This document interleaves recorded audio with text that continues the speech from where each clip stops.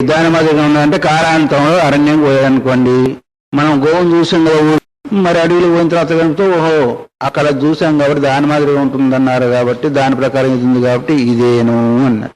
ఇది ఉపమానం. లేదా ఇంకొక రకంగా చెప్పాలి అంటే చంద్రవన్ముఖం, ఇది ఉపమా అంటారు కానీ ఉపమానం అన్నారు. ఉపమా అంటే దానికి ఉదాహరణ. చంద్రమాదిగానే ఉంది అంటే ఆహ్లాదకరాన్ని చూసి అక్కడ చెప్పబడిందే కానీ చంద్రమాదిగా గుండ్రగా ఆ తర్వాత వెడల్పుగానో చిన్నగానో నల్ల మచ్చగా ఉన్నది కాదు, అది వేరు, అది ఉపమా. ఇది ఉపమానం. ఉపమా వేరు, ఉపమానం వేరు. తర్వాత 4 అయిపోయినాయి కదా. అర్థాపత్తి అంటే మనం చెప్పుకున్నాం, పట్టపగలు తినడం లేదు, తెలా చూస్తే లావెక్కిపోతున్నాడు కాబట్టి రాత్రి కూడా తింటాడేమో అని, అది కదా.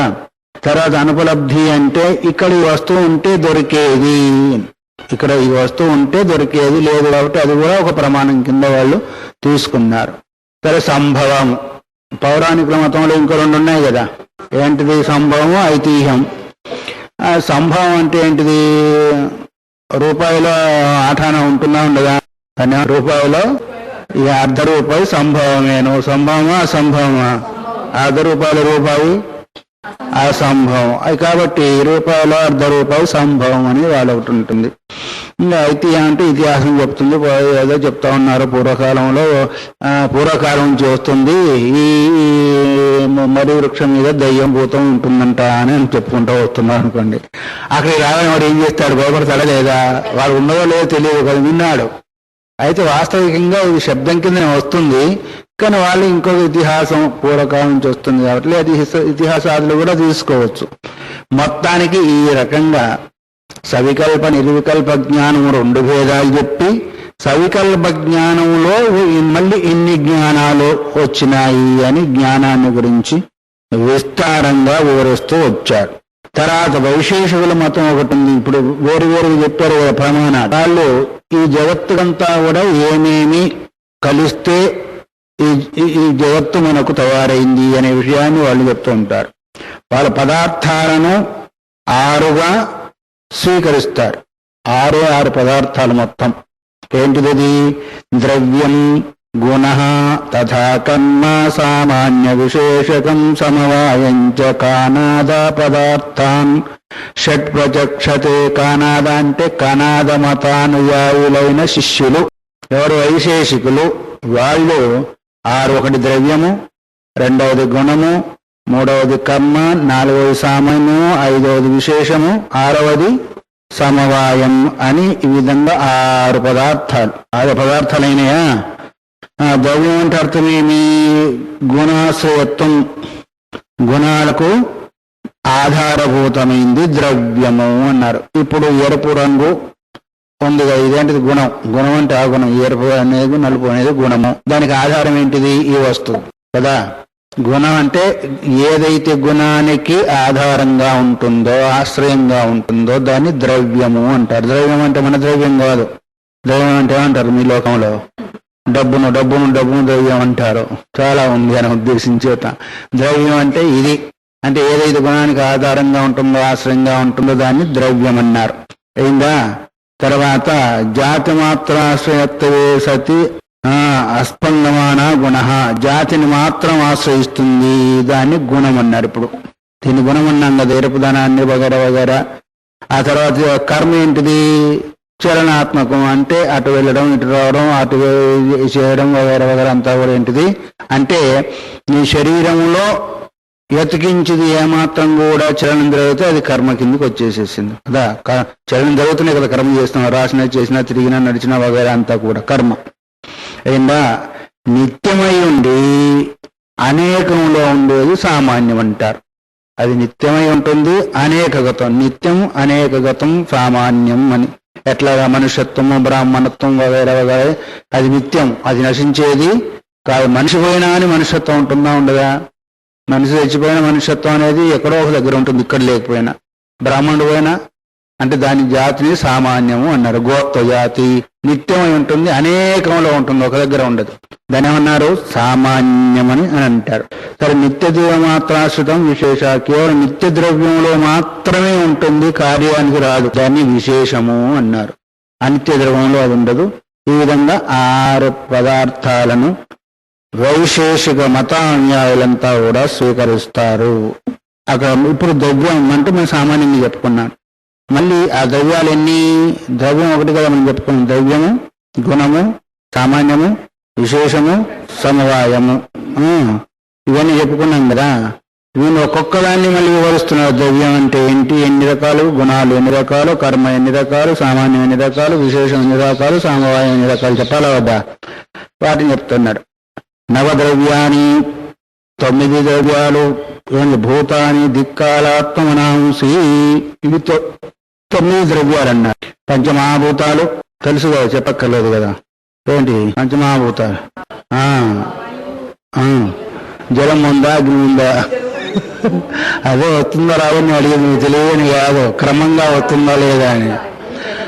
ఆకాశము, వాయువు, అగ్ని, జలము, పృథివీ, లేదు కింద నుంచి పైకన్నా పోవాలా, పైనుంచి కిందకన్నా రావాలా. తర్వాత వాటితో పాటు దిక్కు, దిశ, కాలము, మనస్సు, ఇవన్నీ నవద్రవ్యం కదా. పంచమహాభూతాలు, దిక్కు, కాల, ఆత్మ, మనాంసి 9 అయినాయా. ఒకటి దిక్కు, ఒకటి కాలము, ఒకటి ఆత్మ, ఒకటి మనస్సు, ఇవి 4 పంచమహాభూతాలు. వీటిని 9 ద్రవ్యాలు అంటే మొత్తం కలిసి 9 మధ్యలోనే వచ్చేసిస్తాయి అనే కదా.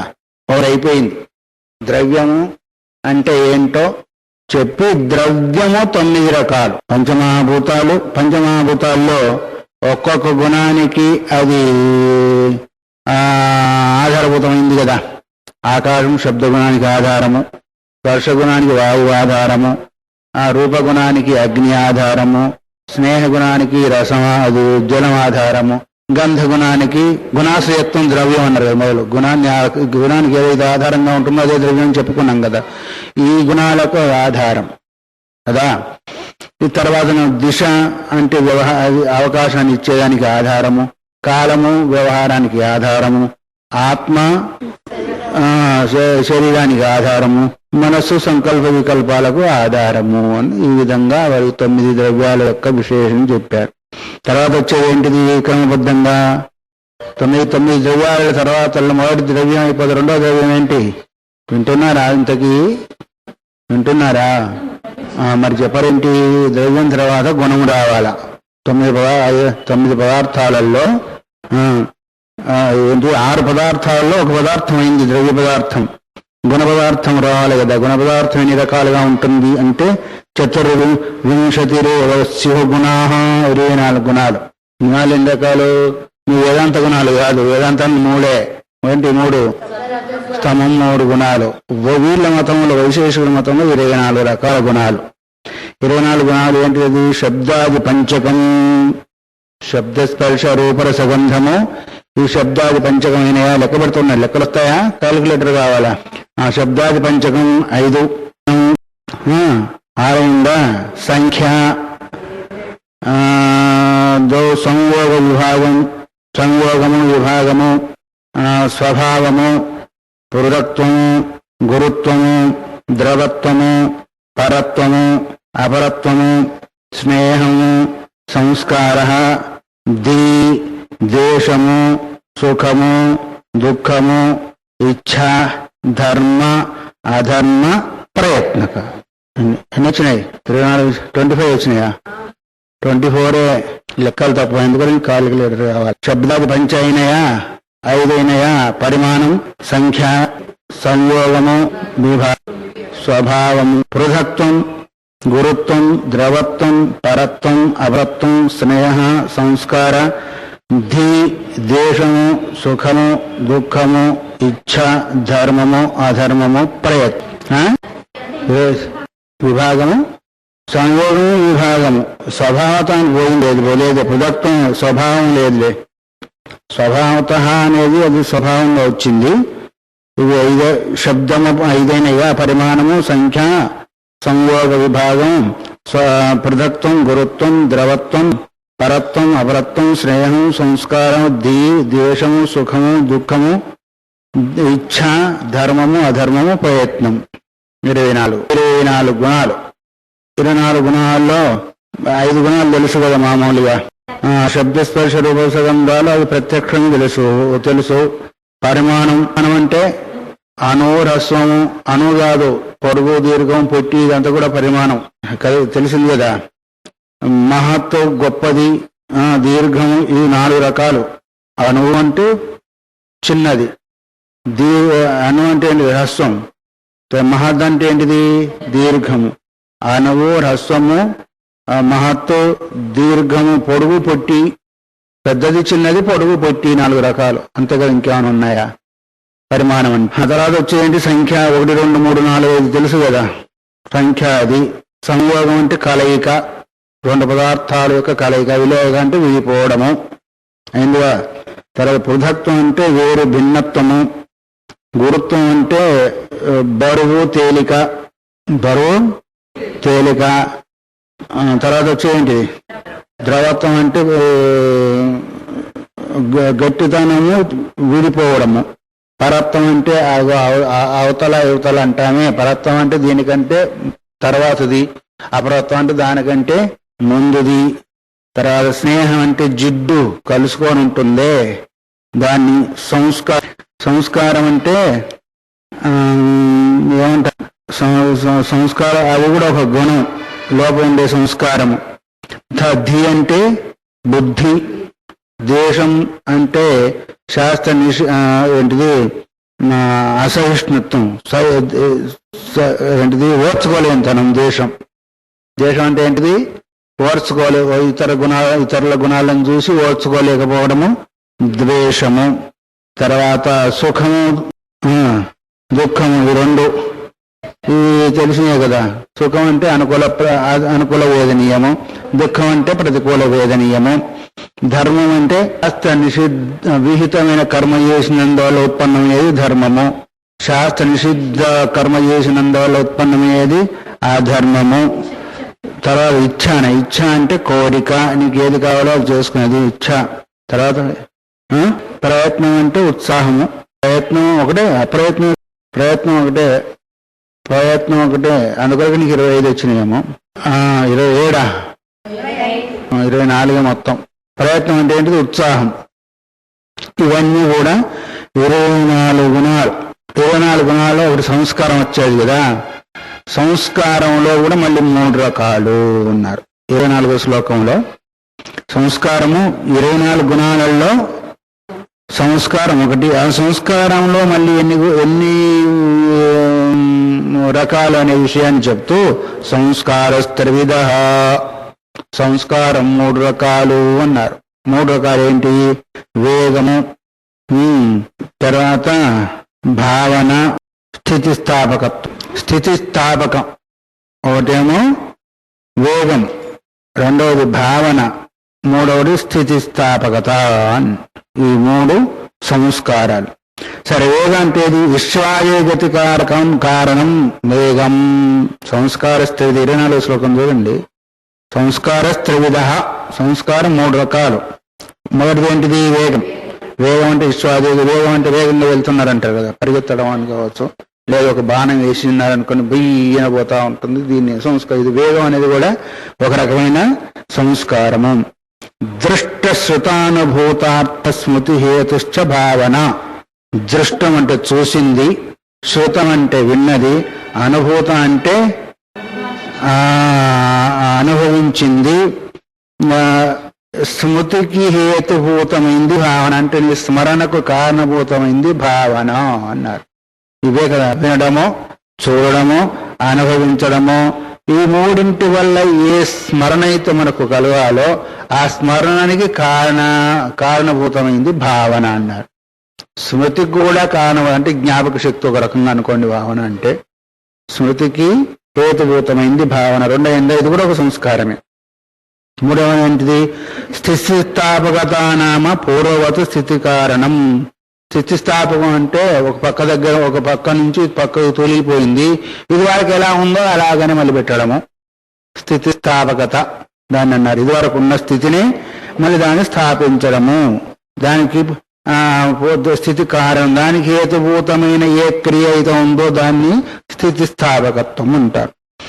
ఆకృష్ట శాఖ భూర్జాదో స్పష్టమేవ ఉపలక్ష్యతే. ఎలా? ఒక కొమ్మ ఉంది, మా జామ కొమ్మ, మామిడి కొమ్మ ఉంది, ఇలా లాగాము, లేకపోతే వదిలిపెడితే ఏమవుతుంది, మళ్ళీ ఎట్లా ఉందో అట్లా అయిపోయి ఉంటుంది. దీన్ని అన్నారు ఆకృష్ట శాఖ భూర్జాల. ఆకృష్టం అంటే బాగా లాగాము, ఏం శాఖ అంటే కొమ్మ, అది ఏముంది మళ్ళీ ఎట్లా ఉందో అట్లాగే ఇది కూడా ఒక సంస్కారం కదా. ఇప్పుడు సంస్కారం గుణాలు 24 గుణాలు. సంస్కారం అనేది కూడా ఒక గుణము. ఆ సంస్కారం అనే గుణం మళ్ళీ 3 రకాలు. ఒకటి వేగము, ఒకటి భావన, ఒకటి స్థితిస్థాపకత్వము.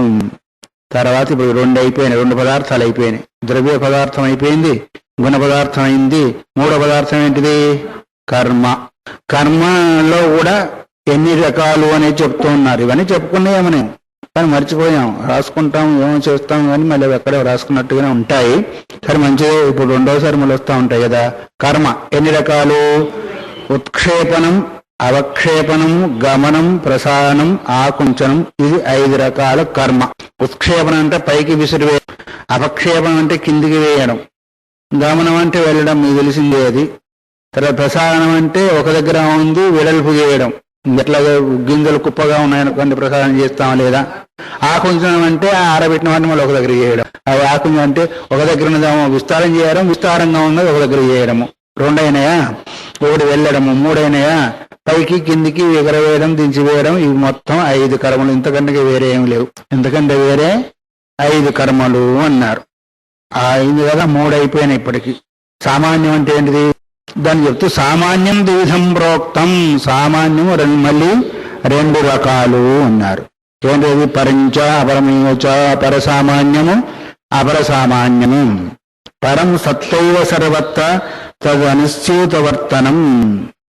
పరం అంటే సత్త ఏంటిది? సత్తైవ సర్వత్ర తదనుస్యూతవర్తనం. ద్రవ్యత్వ గుణత్వ ఇత్యాది సామాన్యం. సామాన్యం అపరం తద్. సామాన్యం అంటే అదే సామాన్య చైతన్యం, విశేష చైతన్యము. వీళ్ళని పరము అపరం అన్నారు. అపరం అంటే ఏంటిది?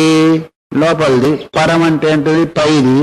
సామాన్య చైతన్యం, విశేష చైతన్యం ఎట్లా వేదాంతం అనుకుంటా ఉంటారో. సత్తా అంటే ఉనికి, పరసత్తా అపరసత్తా.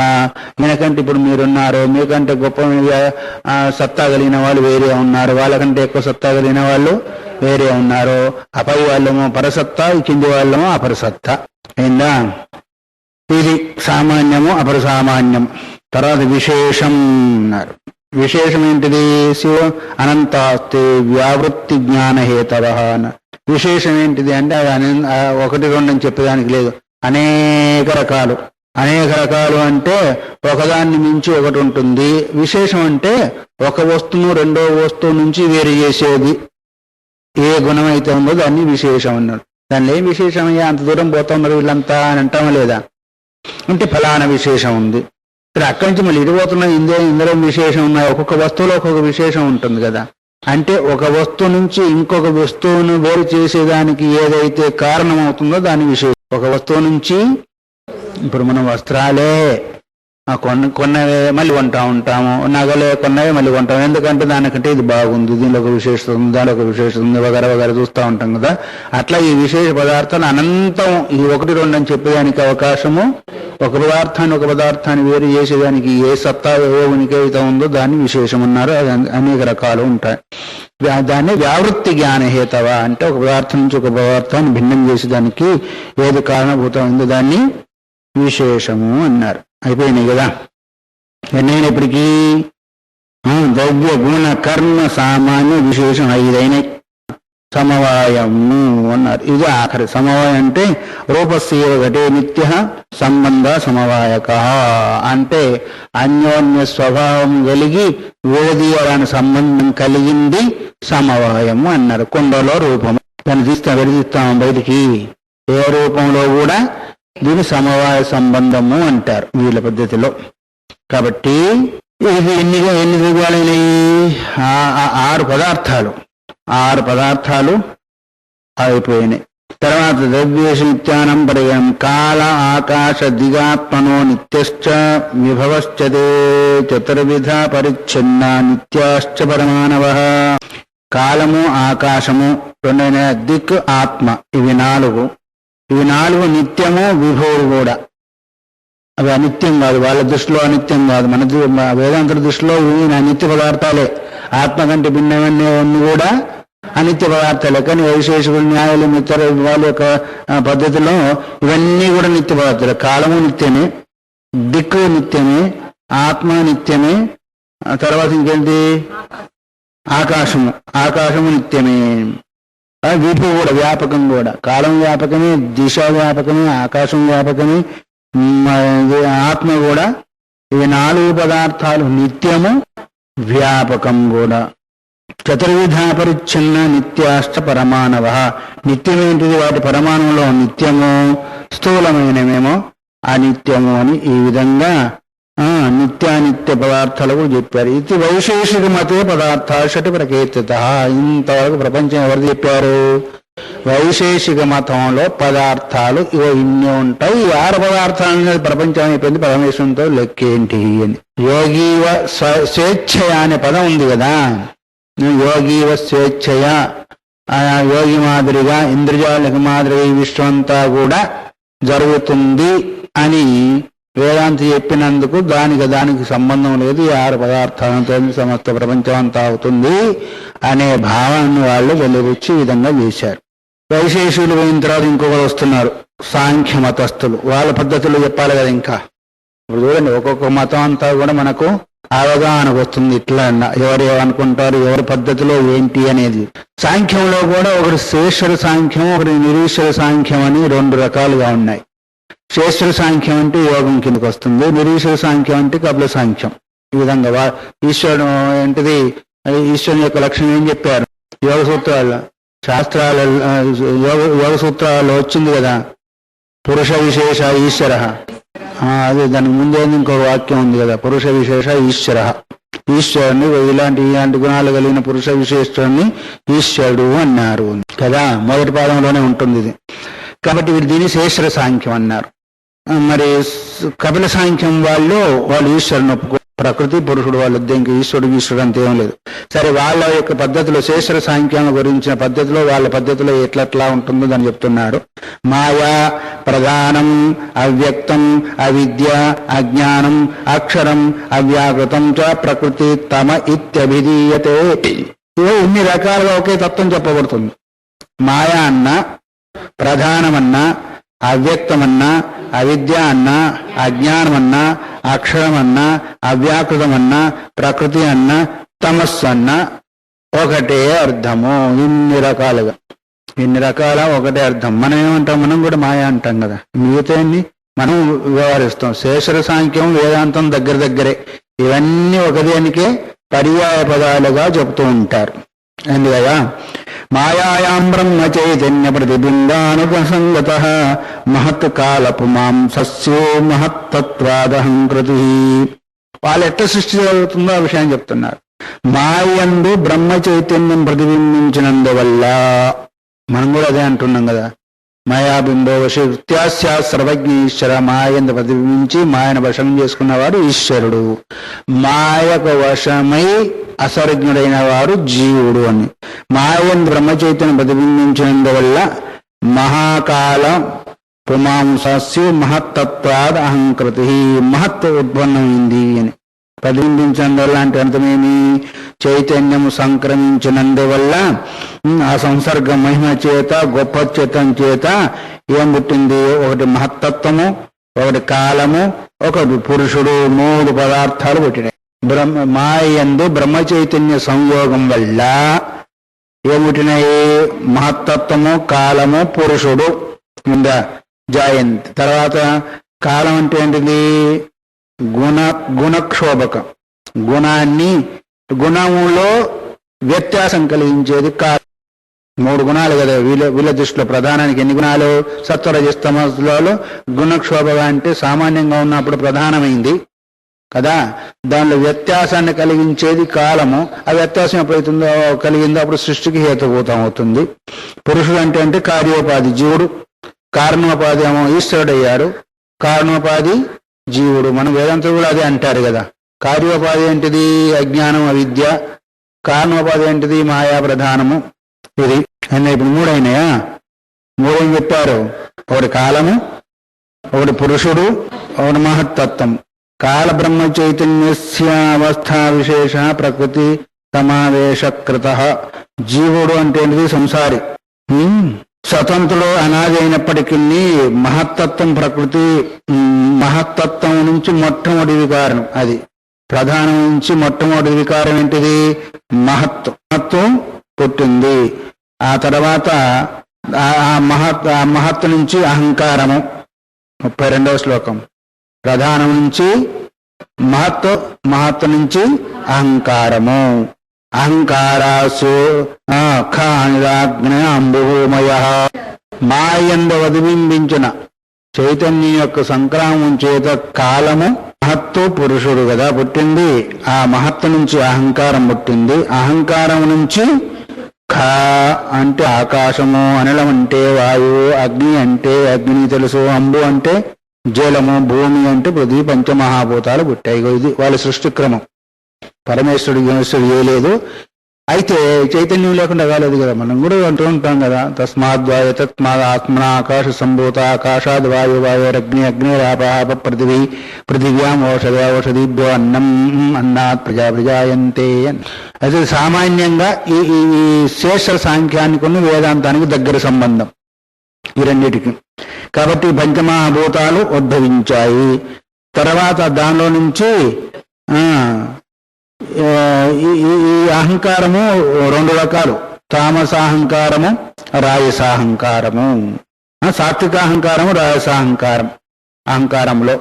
తర్వాత రాజసాహంకారం అది ఏం పెట్టినాయి అంటే సూక్ష్మభూతాలు, శబ్ద స్పర్శ రూప రస గంధ అనుక్రమాలు. శబ్దము పుట్టింది, స్పర్శ రూప రసగంధాలు పంచమహాభూతాలకి ఇవి గుణాలు. ఆ ఇంద్రియాలు ఏంటిది? విషయాలు కూడా, పంచ ఇంద్రియాలు కూడా, శ్రోత చక్షు స్పర్శ రసగంధ గుణ ఘ్రాణము, ఇవి 5 పుట్ట భూతానాము తే గుణా. ఇవి ఇంద్రియాలు 5 విషయాలు అయినయా.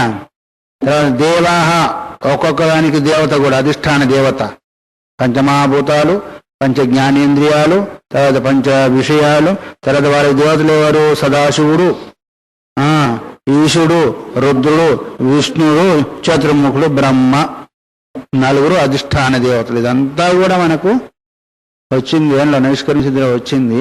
ఆయన మళ్ళీ విశేషంగా ఆయనే కదా, అది రాసింది ఆయనే, ఇది రాసింది ఆయనే. అక్కడ ప్రసంగం వేరు, ఇక్కడ ప్రసంగము వేరు. తర్వాత ఇదేమో రాజసాహంకారం చేత ఉత్పన్నమైనవి. ఇప్పుడు చెప్పిన ఈ శబ్దస్పర్శ రసగుణాలు రాజసాహంకారం చేత ఉత్పన్నమైంది. తర్వాత సాత్వికాహంకారం చేత అంతఃకరణ ధీంద్రియం. అంతఃకరణము, ధీంద్రియ అంటే జ్ఞానేంద్రియాలు. అందుకొరకే జ్ఞానాన్ని తెలుసుకుంటాయి. అంతఃకరణము అంటే సమిష్టి యొక్క సాత్వికాహంకారం చేత, పంచమహాభూతాల యొక్క సమిష్టి యొక్క సాత్వికాహం చేత అంతఃకరణం. ఒక్కొక్క దాని యొక్క సాత్విక అహంకారం చేతనము జ్ఞానేంద్రియాలు. ఆశాది మొదలు పెట్టుకుంటే శ్రోత్రం శబ్ద స్పర్శ రూపం ఇవి సాత్విక ఆహారం చేత అవుతుంది. మనోబుద్ధిరహంకార చిత్తం కరణమాంతరం. అంతఃకరణం అంటే ఏంటిది?